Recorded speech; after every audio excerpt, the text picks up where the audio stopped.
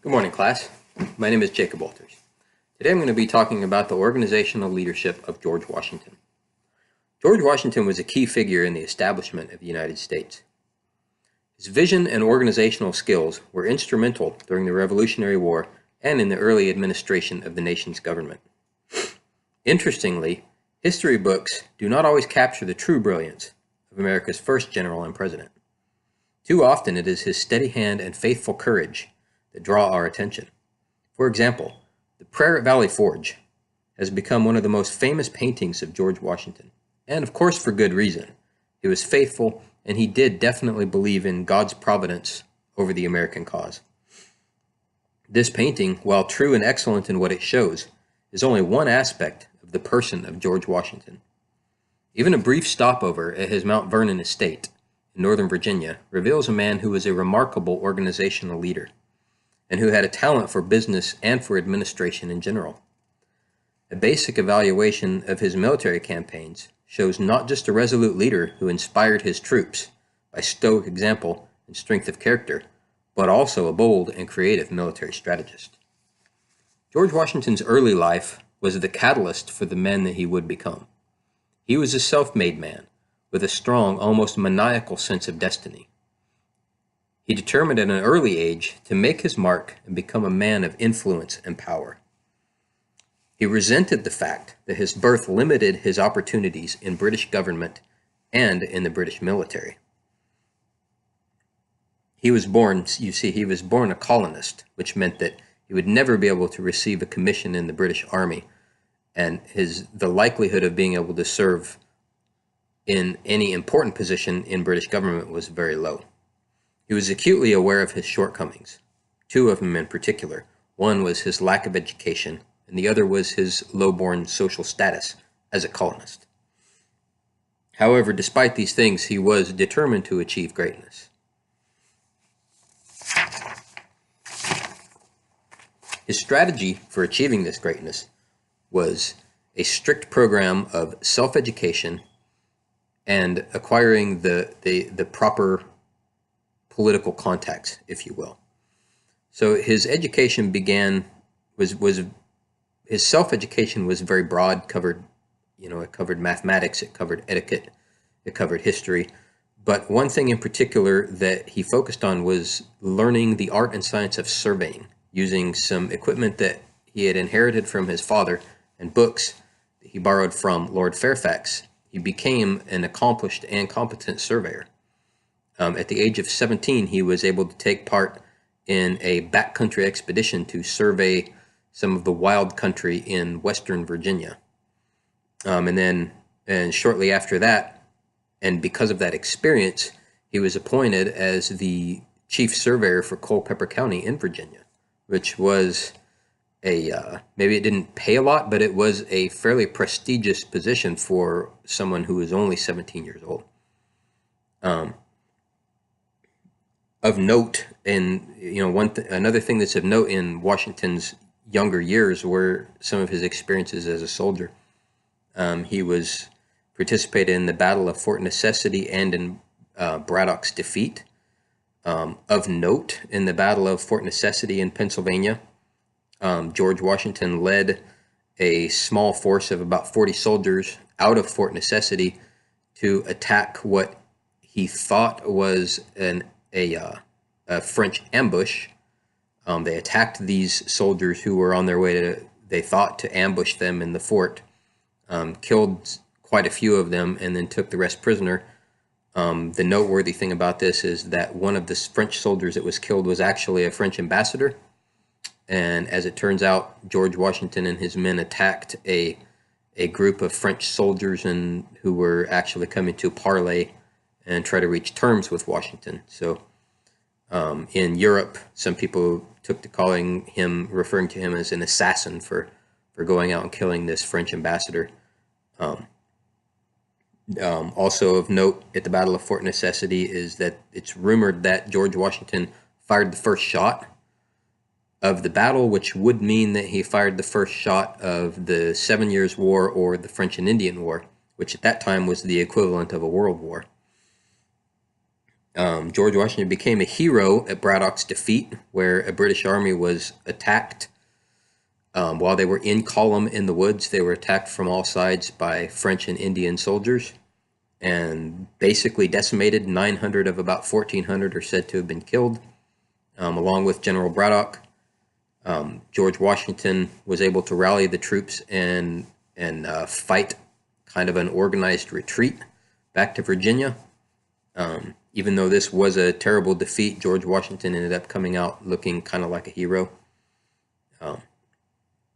So I thought those were some things that were worth mentioning about his younger days before we move on to looking at some of his experiences during the Revolutionary War and his Mount Vernon estate, which these particular things are what I'm going to use to show the true brilliance and the true organizational leadership skills of George Washington.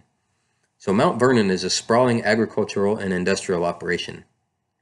And its complexity and success offer a window into Washington's organizational leadership ability.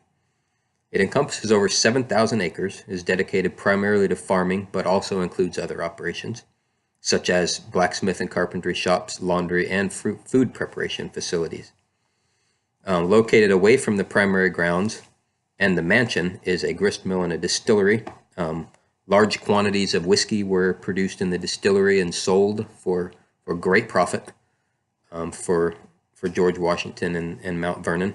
And the grist mill was what they used to grind the corn and the wheat that they grew on the plantations into flour so that it could then be taken to market and sold. The grist mill could also be leased out to other farmers in the area. It was a very high-tech operation for its day, so the ability for other farmers to come and use it was something that they were definitely willing to pay for, and definitely contributed to the profitability of Mount Vernon. All of these operations had to work in conjunction with one another. They were independent in terms, they were interdependent in terms of raw materials, distribution of labor, and funding. So the corn and the wheat that was grown was ground in the grist mill. The corn was turned into the whiskey. The carpentry and blacksmith shops produced the things that it took to run Mount Vernon. So it was all this interdependent, interwoven system, basically an industrial and agricultural operation. One of the other things that Mount Vernon shows us is that George Washington was a superb human resource manager. He had hundreds of employees, including overseers, farmers, people who worked in specialty skills like seamstresses, carpenters, accountants, millwrights. And all of this was managed primarily by George Washington when he was able to be at Mount Vernon. And something that's worth mentioning is that anytime he had to be away, when he would come back, he always found that the estate was not running efficiently and that it was usually in some state of disrepair, which it just kind of shows us that, it took somebody with great organizational skills and significant leadership ability to run an operation that big profitably and smoothly. So now that we've talked about the business operation at Mount Vernon, we see that it was cutting edge. It was one of the most profitable estates in colonial America. And it also required Washington to be all at once a farmer, an accountant, an investor, and an entrepreneur, as well as a logistical specialist and a talented manager of human resources. So I'm going to move on now and talk about Fort Duquesne, that was earlier. The fortification of Dorchester Heights. So Dorchester Heights was high ground above the city of Boston, where the British were encamped, and where the colonial army was basically laying siege and trying to get them out of Boston. And so these heights that were off to the southwest of the city were a perfect place to put cannons, and so that the colonial army could shoot down into Boston and hopefully dislodge the British. In order to get soldiers up onto the heights, couldn't be done in daylight because there was one road in, and it would be too easy for the British to block the American forces. So what the plan was is they decided to take 300 tons of hay under the cover of darkness and scatter it on the cobblestone roads, and then pile it up in between the roads and the heights, so that they could quietly and stealthily move all of their cannons and all of their supplies and equipment up onto the heights, and then proceed to shelling the British out of Boston. And so what I think this shows is shows great creativity, because I mean, who thinks of that?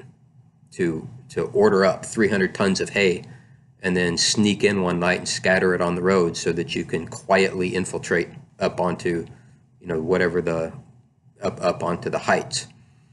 So not only was it creative and it was daring, because this was a tight window, but it also showed Washington's organizational and logistical skills once again by being able to procure that much hay and that many wagons and all of the people that it would take to make this operation happen. It just highlights again Washington's ability as an organizational leader. And then a second, before this goes too much longer, I would like to look at Valley Forge. So we've all heard of Valley Forge and how miserable it was and how the soldiers had no food and no shoes and no coats. All those things are true. However, there was something else going on at Valley Forge that people don't talk about very often, and that is George Washington, he knew this was going to be a miserable time. They had to winter somewhere, so they chose Valley Forge for several reasons.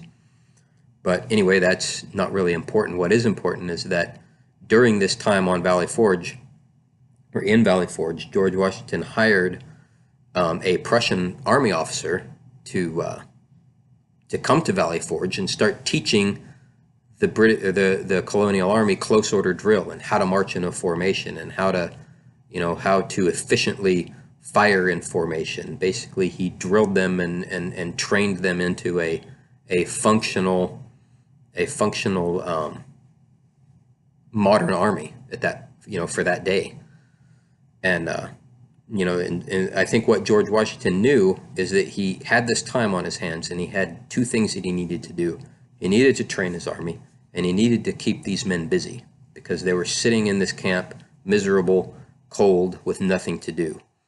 So again, this is just one more thing that highlights how good he was at organizational leadership, by understanding his organization well enough to know that they needed, that this was a perfect opportunity for training, and it also provided a way to keep the soldiers from going crazy as they froze and starved at Valley Forge. So that just about wraps up my presentation. I hope that I have been able to highlight some of the aspects of George Washington's tremendous abilities as an organizational leader. I think it's one of the most important things that we should look at when we look at George Washington. What he did was nothing short of a miracle, taking a ragged army with no supply system and no formal training and no systems to even conduct any formal training, and basically defeating what at that time was the strongest army in the world. And I mean, I believe that we owe it about almost entirely to Washington. If it hadn't have been for him and his abilities, I don't know that the colonial army could have achieved the things that it achieved. So that's my presentation. I hope that you all were able to learn something that you didn't know before. Good luck with your presentations this week, and had a great time with all of you guys in class. Thank you.